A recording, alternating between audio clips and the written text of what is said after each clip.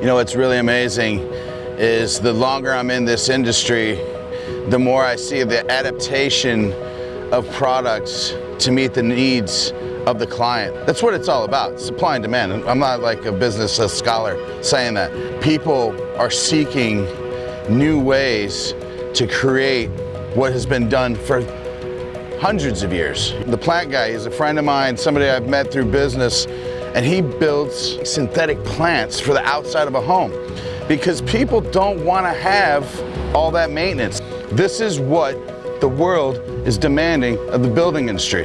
And that's what we do at HB Elements. We make synthetic products that are wood-like, that last forever. Super low maintenance, barely any upkeep.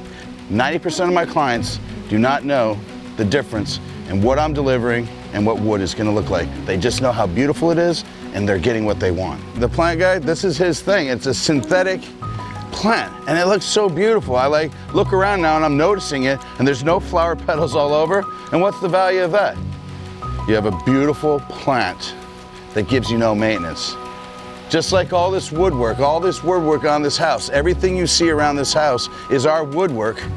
But you know what they haven't had to do? Anything to it. We put it up, we wipe it off, we say goodbye.